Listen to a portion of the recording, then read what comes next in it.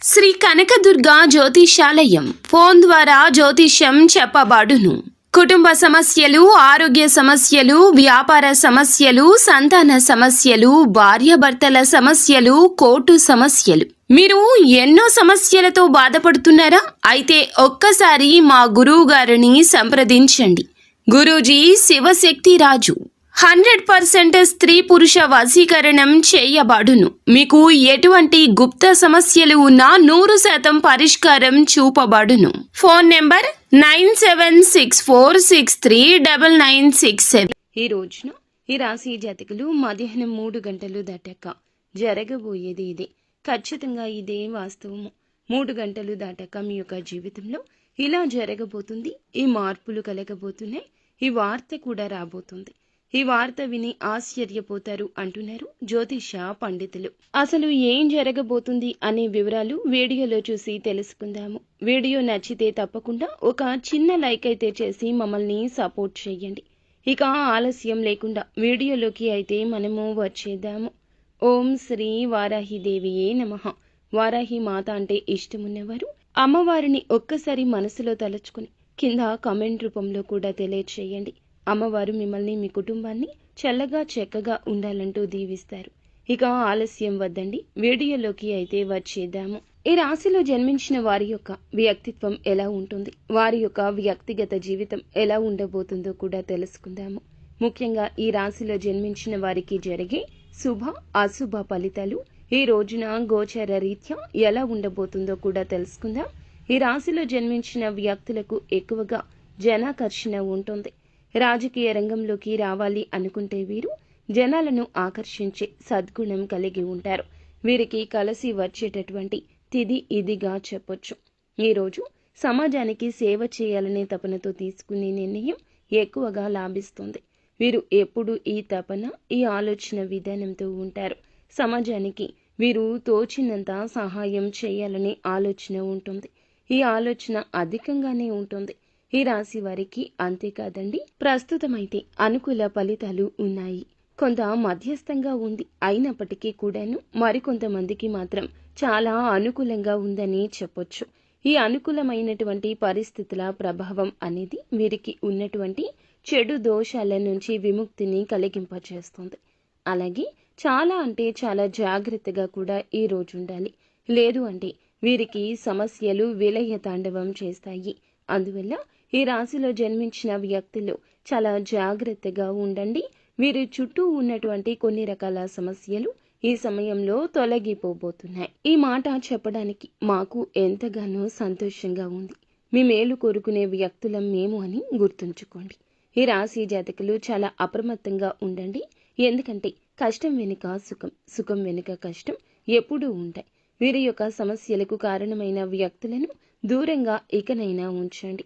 గుడ్డిగా ఎదుటి వారిని నమ్మడం, ఏది చెప్తే అది చేయడం, సమస్య అని తెలిసిన మొహమాటంతో వారితో బంధం కలుపుకోవడం మీ యొక్క ఆనందాన్ని దూరం చేస్తుంది.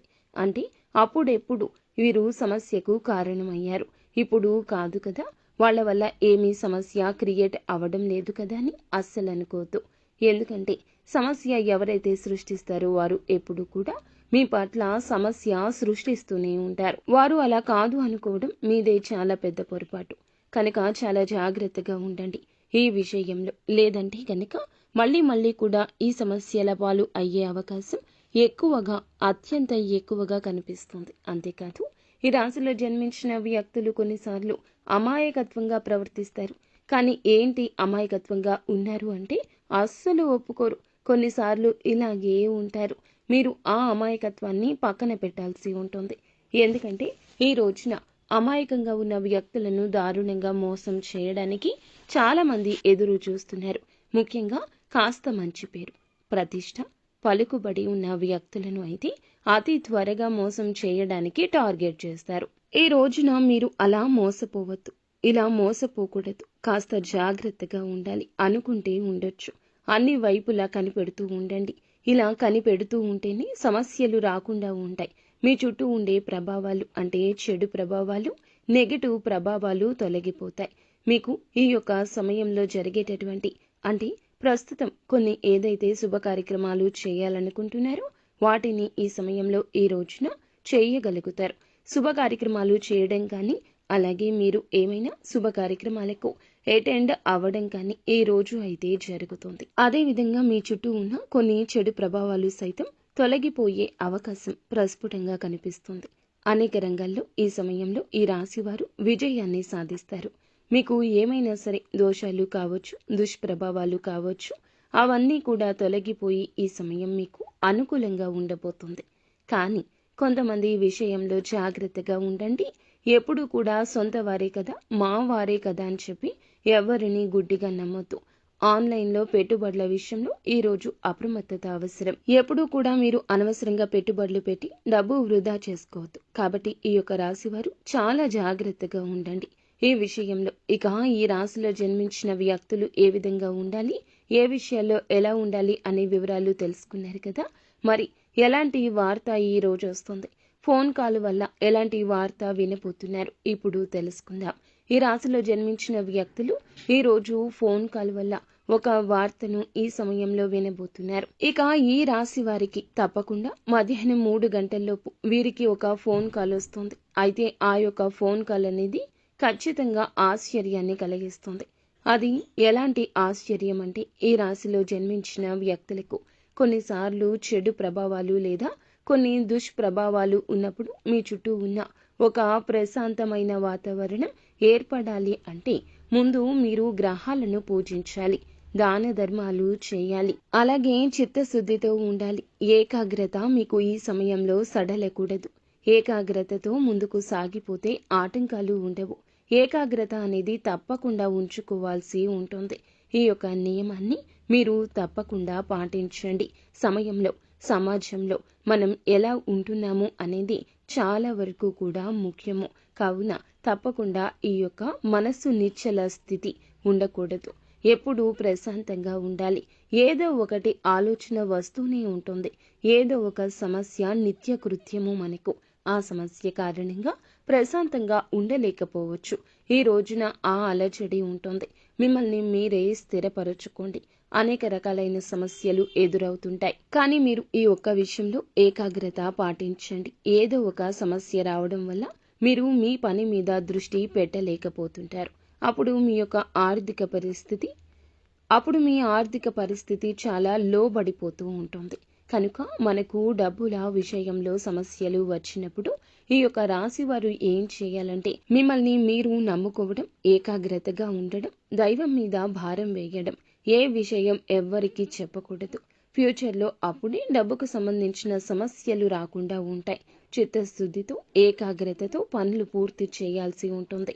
సమయాన్ని వేస్ట్ చేసుకోవద్దు. ఇలా వేస్ట్ చేయడం అనేది ఎదుటి వారి వల్ల కూడా జరగవచ్చు. వారు కూడా మీ యొక్క అవకాశాలు చేజార్చుకునే విధంగా మిమ్మల్ని ఎన్నో రకాల ఇబ్బందులు పెట్టొచ్చు, లేదా మీ దృష్టి మరల్చొచ్చు. కావున చక్కటి ఆలోచన విధానంతో అనుకుంది సాధించే ప్రయత్నం చేయండి.